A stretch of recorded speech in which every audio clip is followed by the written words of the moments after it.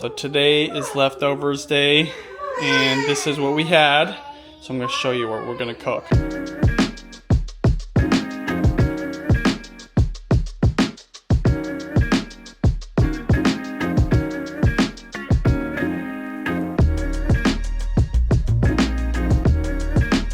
Yakisoba noodles. This is from another time that I made yakisoba. I don't even really remember.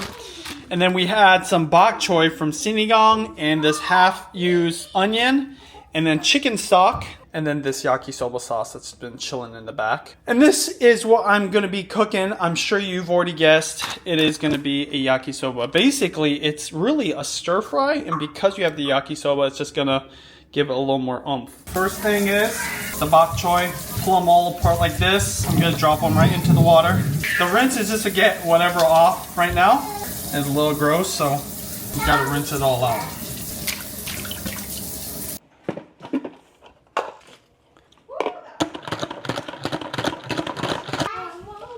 Okay, so this is a little extra, but one thing I do like to do is separate the white parts like this, because these will take a little bit longer to cook than the leafy parts.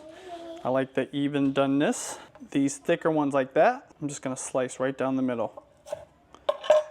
This is gonna match the size of the onions, and it's gonna cook up perfectly. With the onion, this is just a leftover. I don't always use a full onion. So I'm just gonna peel off this part. Sometimes when it's leftovers, I do cut off that outer edge. Then I'll just cut these real thin. Here's the onions, and here is the white part of the bok choy. Cutting another onion. I'm also going to add some garlic, and all I'm going to do is crush it like that. Peel it like this, and then slice it thin. There you go. And by the way, if you're wondering what this is a garlic cutting board from our friend Satomi. So thank you, Satomi, for this. I love, love, love this. And anybody that cuts a lot of garlic knows you don't want the flavor of the garlic to get on your cutting board. So that's what this is. Garlic only.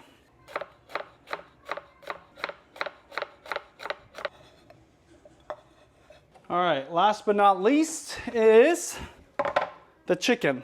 So with my chicken, I always have a separate cutting board, and then I do just drain out all the juices. I don't need to show you that, but it's happening over here. All right, now that's done. Cut this sucker open. So I personally love using chicken thighs whenever it comes to my stir fries, yakisobas, because really any of my dishes, because there's more fat, there's more flavor. Oftentimes you can get it cheaper. I'm just gonna cut these into bite-sized pieces. There's no kind of technique here. I'm just rough chopping it to the size that would be easy enough for Bella, big enough where it doesn't get lost.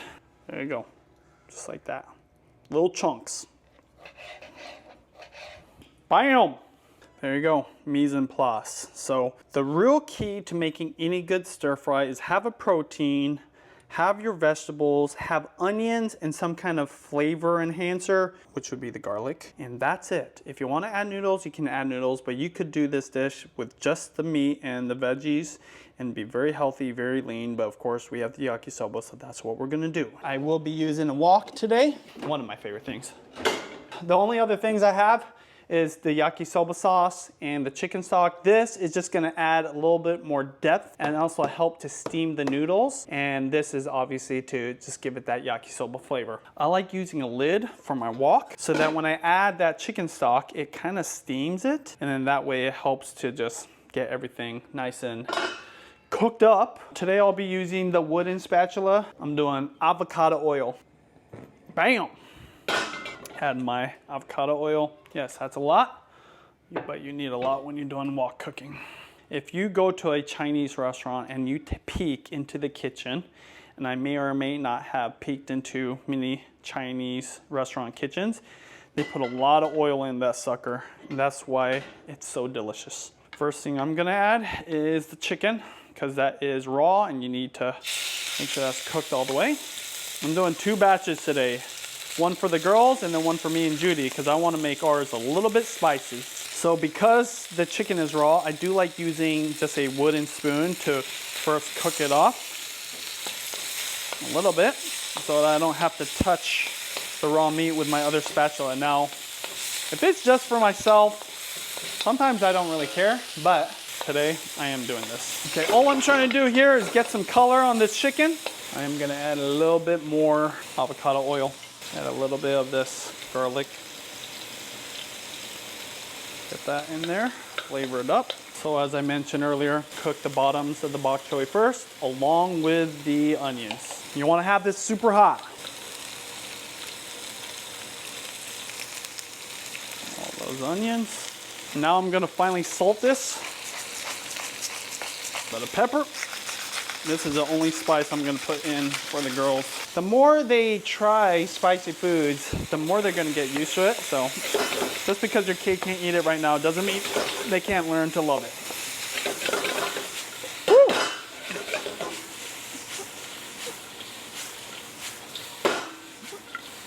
The noodles, I opened up the package and I did loosen it up, and I have to be very gentle because sometimes when it's old, it can be kind of brittle.